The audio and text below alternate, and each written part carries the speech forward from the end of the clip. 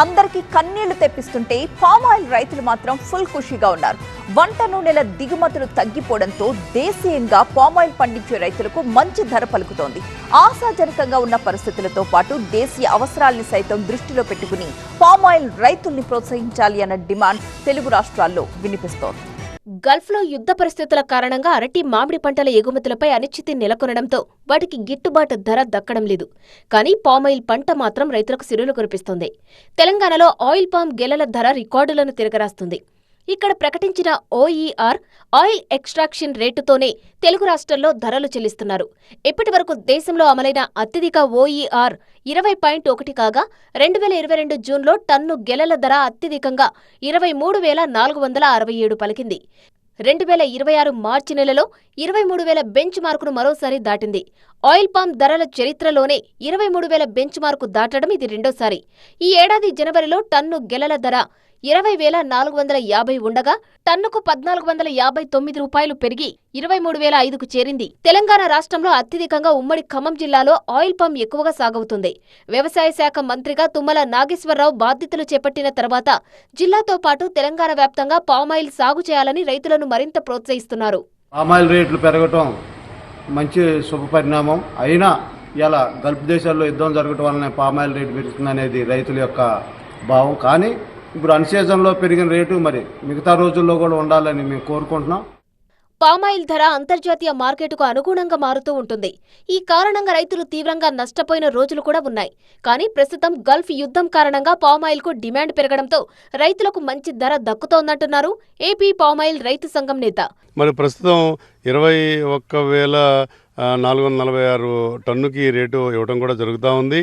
మరి ఈ యుద్ధం రావటం వలన ఇంటర్నేషనల్గా పామాయిల్ ఒక టన్ను వచ్చి 1,15,000 నుంచి 1,30,000 పై వరకు కూడా పెరగటం జరిగింది ఈ నెల రోజుల్లో. మరి వచ్చే నెలలో దాని ప్రకారం మన రైతాంగానికి కూడా మరి టన్నుకి 1,000 రూపాయల వరకు కూడా పెరగడానికి అవకాశం ఉందని చెప్పి నేను భావిస్తూ ఉన్నాను. ఇటు ఆంధ్రప్రదేశ్లో 1992లోనే మొట్టమొదటి 46 ఎకరాల్లో పామాయిల్ ఫ్యాక్టరీని ఏలూరు జిల్లా పెదవేగిలో అప్పటి ప్రభుత్వం ఏర్పాటు చేసింది. ఏటా గంటకు 1 మెట్రిక్ టన్ను క్రషింగ్తో ప్రారంభమైన ఉత్పత్తి ప్రస్తుతం 24 టన్నులకు చేరుకుంది. అయితే క్రమంగా యంత్రాలు అరిగిపోవడంతో ఆయిల్ దిగుబడి తగ్గిపోతుంది. దీంతో రైతులకు ప్రస్తుతం తెలంగాణలో ప్రభుత్వ ఆయిల్ ఫీడ్ ఫ్యాక్టరీలో నూనె దిగుబడి శాతం ప్రకారం రేటును నిర్ణయించి చెల్లిస్తున్నారు.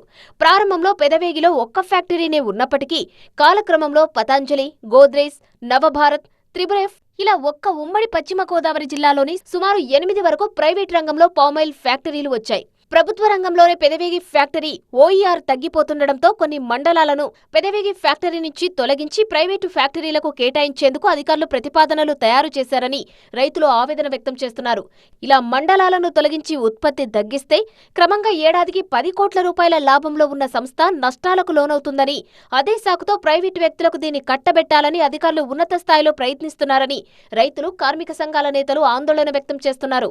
మధ్యప్రాచ్యంలో జరుగుతున్న యుద్ధం కారణంగా వాళ్ళ వంట నూనెల ధరలు విపరీతంగా పెరిగిపోతూ ఉన్నాయి. ఇంతకుముందు రష్యాకి ఉక్రెయిన్ జరిగిన యుద్ధం ఫలితంగా కూడా వంట నూనెల ధరలు పెరిగిన పరిస్థితున్నది. ఆయిల్ ఫామ్కి మంచి ధర వస్తూ ఉన్నది, రైతులు కూడా సంతోషిస్తూ ఉన్నారు. అయితే ఈరోజు ఒకవైపు ఏమో తెలంగాణలో రోజురోజుకి ఆయిల్ ఫామ్ పంట సాగు విస్తీర్ణాన్ని పెంచుతూ ఉన్నారు, అభివృద్ధి చేస్తూ ఉన్నారు. అట్లాగే ఆయిల్ ఫెడ్ పరిధిలో కర్మాగారాలు కూడా నిర్మాణం చేసి ఈరోజు రైతులకు మేలు చేసే పద్ధతుల్లో వాళ్ళు వ్యవహరిస్తూ ఉన్నారు. కానీ మన రాష్ట్రానికి సంబంధించిన పెదవేగి ఆయిల్ ఫెడ్ కర్మాగారం ఒకటి మాత్రమే ప్రభుత్వ రంగంలో ఉన్నది. అది అభివృద్ధి చెందకపోవడం, అట్లాగే లేటెస్ట్ మిషనరీతో దాన్ని అభివృద్ధి చేయకపోవడం, కొత్త ఫ్యాక్టరీ నిర్మాణం చేయకపోవడం, దీని ఫలితంగా తెలంగాణ ఓఈఆర్ మీద ఆధారపడి వాళ్ళు జీవో ఇచ్చి ధర నిర్ణయం చేసిన పరిస్థితి ఈ రాష్ట్ర ఆయిల్ ఫామ్ రైతులకు ఏర్పడింది. ప్రస్తుతం మధ్యప్రాచ్యంలో యుద్ధ ప్రభావంతో పామాయిల్ రైతులకు మంచి ధర లభిస్తుంది. టన్నుకు 1,000 రూపాయల రేటు పెరిగింది. రాబోయే రోజుల్లో పామాయిల్ ధర మరింత పెరుగుతుందని రైతులు ఆశాభావం వ్యక్తం చేస్తున్నారు.